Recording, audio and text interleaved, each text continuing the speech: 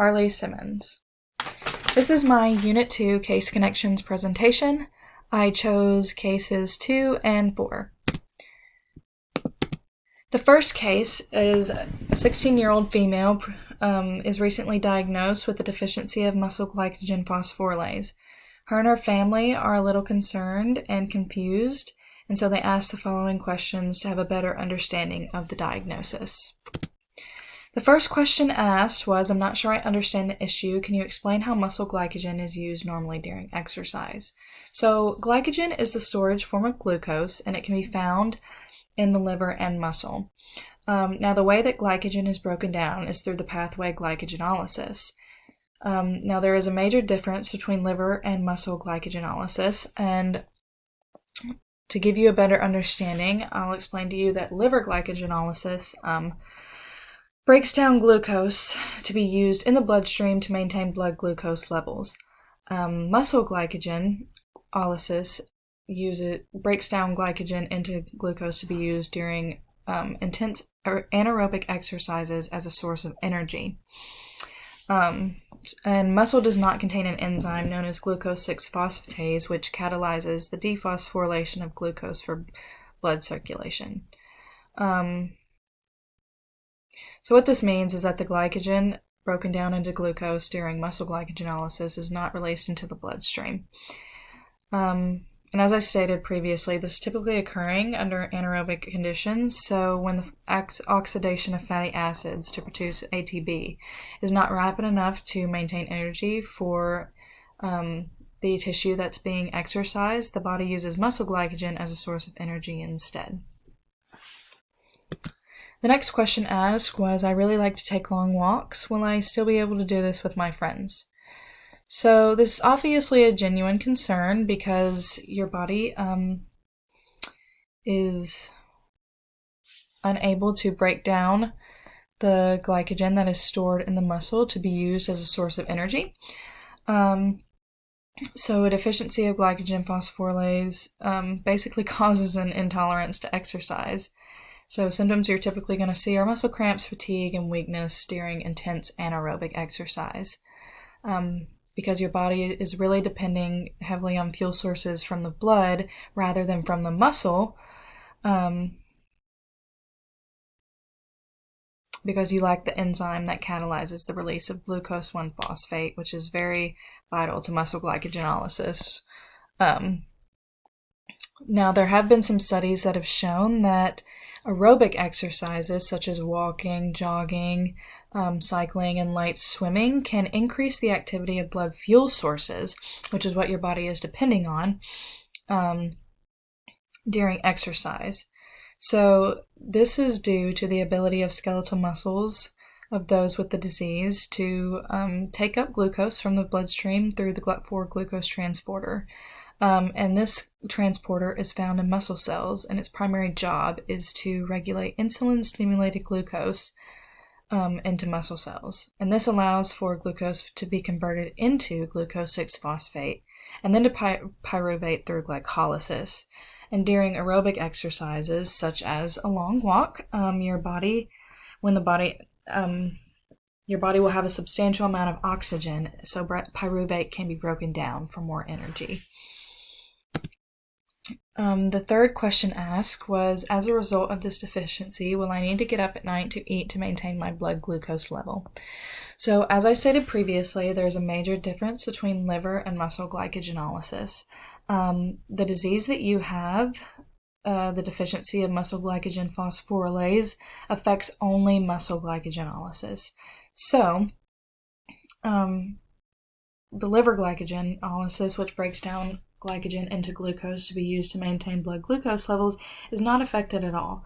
So you should not have to get up in the middle of the night to eat to maintain your blood glucose levels.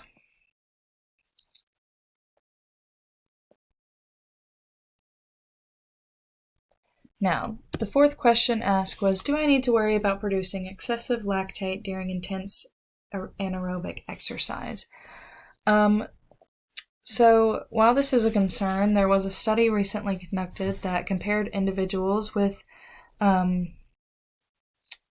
a deficiency of muscle glycogen phosphorylase to those without, and it was found that those with the deficiency actually show a decrease in lactate at the beginning of exercise, and this typically remained low throughout the duration of physical activity.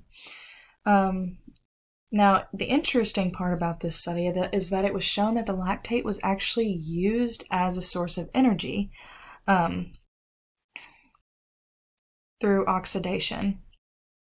So the conclusion drawn from this study was that the lactate produced by muscles during aerobic exercise, so walking, jogging, light swimming, light cycling, rather than weightlifting or really intense exercises, that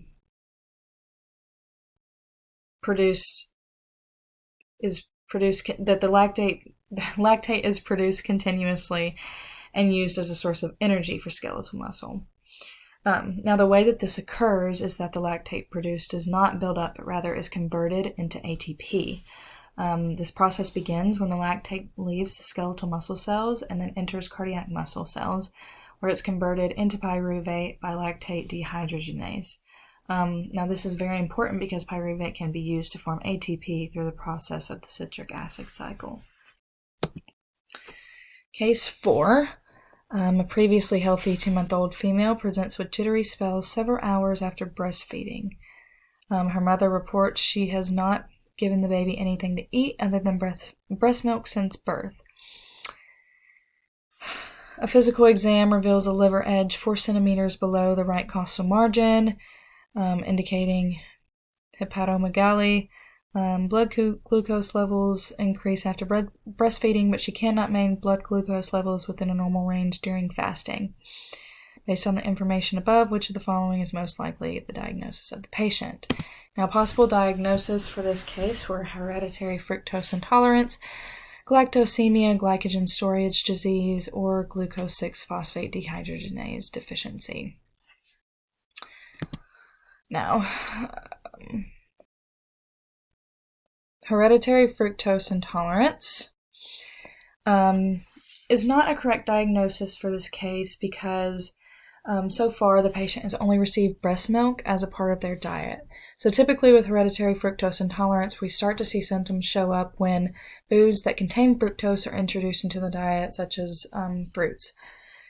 So while fructose intolerance does inhibit glycogenolysis and causes impaired gluconeogenesis, due to the absence of aldolase B, which is an essential enzyme involved in the breakdown of fructose 1-phosphate into glyceraldehyde and dihydroxyacetone phosphate, symptoms usually manifest as nausea, vomiting, poor feeding, lethargy, and jaundice, which is not what we're seeing here. What we're seeing is the enlarged liver, the hypoglycemia, and the inability to maintain blood glucose levels during the fasted state. And like I said, currently the patient is not experiencing any of these, which makes this an improbable choice at this time. The next possible diagnosis was galactosemia. This is also an incorrect diagnosis because the medical history shows that the patient has been on a strict diet of breast milk. And galactosemia is a disorder of carbohydrate metabolism that affects the body's ability to convert galactose into glucose. This is an unlikely diagnosis, typically because you're going to diagnose this within the first 24 to 48 hours of the child being born, because you're going to introduce them to galactose very early on in life. And symptoms we're typically going to see with this are feeding problems, failure to thrive, liver failure, bleeding, and E. coli sepsis. And again, what we're seeing here is just an enlarged liver, hypoglycemia, and inability to maintain blood glucose levels in the fasted state. We're not seeing an aversion to eating or and the body is not enabled to metabolize galactose.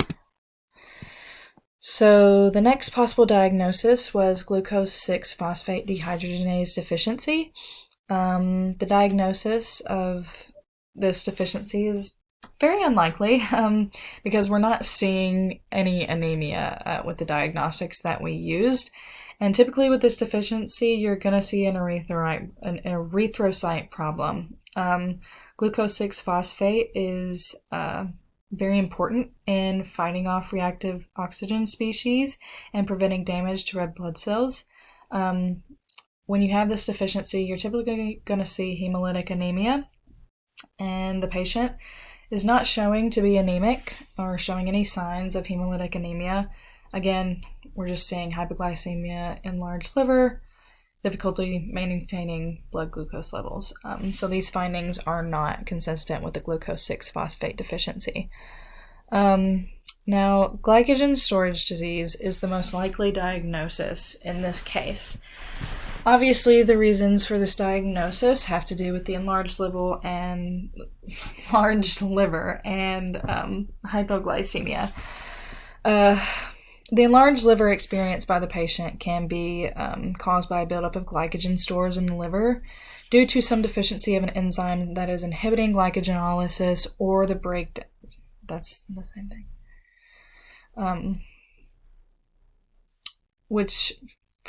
That is inhibiting the process of glycogenolysis for the muscle and liver to use glucose as a source of energy or to maintain blood glucose levels.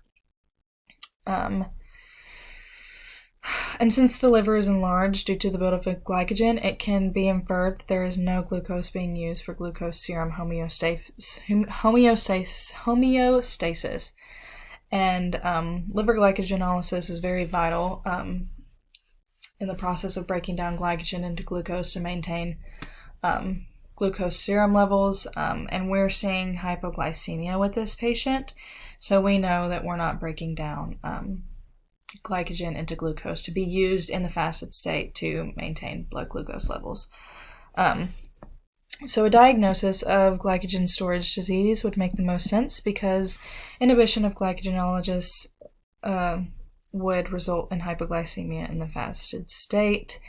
And of course, it's going to result in an enlarged liver because we have a buildup of glycogen. It's not being broken down. It's not being used. Now, additional diagnostics would need to be used, and a specialist would need to be consulted to determine the specific enzyme associated with this metabolic disease. But current symptoms are consistent with von Guericke disease or glycogen storage disease type 1, which is a deficiency of a transporter enzyme and results in a problem with breaking down glycogen. So the findings